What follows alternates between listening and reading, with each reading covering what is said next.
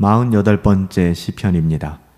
시편 48편 1절부터 14절까지의 말씀을 가지고 영광스러운 교회를 후대에 전하라, 영광스러운 교회를 후대에 전하라 라는 제목으로 하나님의 말씀을 함께 상고합니다. 시편 48편은 하나님의 성 거룩한 시온산으로 대표되는 교회의 미래와 영광을 찬송하고 있죠. 시편 기자는 하나님의 백성 가운데 높이 서신 승리하신 하나님을 멀리 바라보며 찬송하고 있습니다. 1절 말씀에 보면 여호와는 위대하시다 라고 고백하고 있는데요. 하나님의 능력이 미치지 않는 것이 없다라는 그런 믿음의 고백이죠. 이런 고백을 하기에는 쉬워도 살아내기는 별개의 문제입니다. 입으로는 그렇게 고백할 수 있지만 그것을 삶으로 녹여내는 것은 쉽지 않은 일이죠. 사실 이 구절 하나만으로도 우리는 오늘 우리를 뒤덮고 있는 모든 두려움과 역경을 이겨낼 수 있는 힘을 얻을 수 있어야 하거든요. 그 하나님은 찬송을 받으시기에 너무나도 합당하신 분이십니다. 하나님의 도성인 교회는 그 터가 높아서 아무도 공격을 시도조차 할 수 없는 성이고 그 아름다움은 세상 역사의 어느 제국의 도성과도 비교할 수 없는 것이다라고 2절에 고백하고 있죠. 온 세상이 이 성으로 인하여 기뻐하는 모습을 시편 기자는 그려내고 있습니다. 교회가 세상에 이런 역할을 해야 되는데요. 하나님은 세상의 여러 궁중에 거하면서 스스로 안전하다고 생각하는 자들에게 당신 자신이 참된 피난처다라는 것을 알려주셨습니다. 세상 사람들은 자기가 세상의 그 어떠함으로 나는 안전해, 나는 행복해 라고 이야기하고 있는데요. 여러 왕궁에 거하면서 스스로 안전하다라고 말하는 모든 사람들에게 하나님만이 참된 피난처가 되신다라고 선언하고 있는 거예요.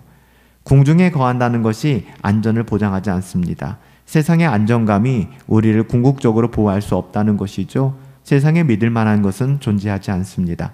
하나님께 피하는 자만 참된 안정감을 누릴 수 있고 또 안전할 수 있다는 거예요. 4절부터 7절에서 하나님께서 어떻게 온 세상을 그 발 아래 두셨는가를 또한 보여주고 있는데요. 열왕이 왔다가 다 두려움에 휩싸여 열길로 도망하였다라고 이야기합니다. 다시스는 배를 만드는 조선 기술로 유명했던 것인데요. 하나님께서 동풍으로 다시스의 배를 깨뜨렸다라고 7절에 이야기하는 것은 그들의 최강 기술로도 하나님을 대적할 수 없다는 말이에요. 사람이 만든 그 어떤 문명, 사람이 만든 그 어떠함으로 우리는 결코 하나님을 대적할 수 없다라고 이야기하는 것이죠. 하나님은 자기의 성을 영원히 견고케 하실 것입니다.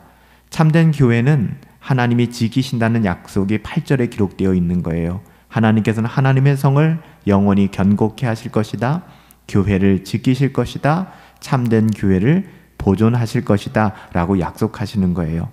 역사 속에서 한때 강성했던 열왕들의 견고함과 그 모든 열방의 나라들은 하나같이 쇠망의 길을 경험했지만 하나님의 나라는 영원히 설 것이며 광대하신 하나님께서는 영원히 견고하게 하실 것이다 라고 고백하고 있습니다.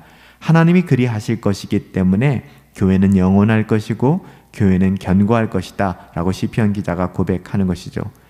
시편 기자는 주의 성경 가운데서 주의 인자하심을 생각해냅니다. 하나님의 성품을 묵상하는 것보다 복된 일은 없죠. 우리가 묵상할 때 가장 중요한 주제는 하나님의 성품입니다. 31살의 짧은 삶을 살았던 경건한 선교사 헨리 마틴은 내 인생에서 하나님의 성품을 묵상하고 보낸 시간보다 낭비되지 않은 시간은 없었다. 가장 소중한 시간이었다라고 그의 일기를 남겼습니다. 여러분들은 이 말에 공감을 하나요? 여러분들의 인생에서 하나님의 성품을 묵상하는 시간은 얼마나 되나요? 시편 기자는 주의 인자하심을 묵상하면서 다시 그 입에 하나님의 찬송이 가득하게 되는 것을 경험하게 됩니다. 시편 기자는 이런 하나님의 인자하심에 기초하여 모든 하나님의 백성들에게 하나님을 찬송하라 이렇게 11절에 독려하고 있죠. 여기서 시편 기자는 시온을 사방으로 돌아보고 그 망대들을 계수하고 성벽을 자세히 살피라는 매우 현실적인 충고까지 던지고 있습니다. 여기서 시온은 교회를 의미하는 거예요.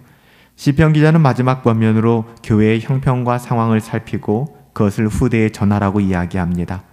대대로 그리고 영원히 교회는 하나님의 백성이기 때문에 그렇죠. 하나님은 죽을 때까지 우리를 인도하실 뿐만 아니라 영영이 우리의 하나님이 되십니다. 이것은 모든 성도에게 얼마나 복되고 영광스러운 보장인지 모르겠어요. 우리는 이 영광스러운 교회를 후대에 물려주되 그들에게 교회의 상태를 알게 하고 미래의 영광을 이루어가는 세대로서 그들을 준비시킬 책임이 있는 거예요. 궁극적으로 교회의 영광은 한이 없지만 모든 세대에, 모든 시대에 하나님은 각 세대에게 책임을 주시는 것 같아요. 교회를 돌보고 사방으로 무너진 곳이 있는지 살피고 무너진 데를 막아설 책임을 교회에게 부탁하시고 당부하신 것이죠. 우리 모두는 교회를 돌아볼 수 있어야 해요. 영광스러운 교회가 무엇인지, 참된 교회가 무엇인지, 우리는 교회로 모일 뿐만 아니라 또 교회의 교회됨을 회복하고 부흥케 하는 일에 전심전력을 다해야 될 것입니다. 그 영광스러운 주의 몸된 교회, 이 세상의 영원한 시온 그 교회를 다음 세대 후대에 전할 수 있는 그런 은혜가 저와 여러분들 가운데 함께하기를 예수님의 이름으로 축복합니다. 살아계신 아버지 하나님, 무한광대하신 능력으로 주 하나님의 성에서 저희를 영원히 인도하여 주시고 지켜주시는 은혜에 감사를 드립니다. 하나님의 교회의 영광을 알게 하시고 그 교회를, 주의 몸된 교회를 사랑함으로 늘 돌보고 살피고 기도하며 영광스러운 교회를 후대의 유산으로 물려줄 수 있는 사명, 우리가 잘 감당할 수 있도록 은혜를 더하여 주시옵소서.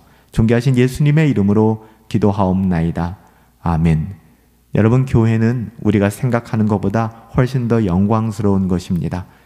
그 교회를 우리가 어떻게 섬기고 있는지, 세워나가고 있는지, 그리고 이 교회를 우리가 후대에게 전하고 있는지 우리가 잘 생각해 보았으면 좋겠어요.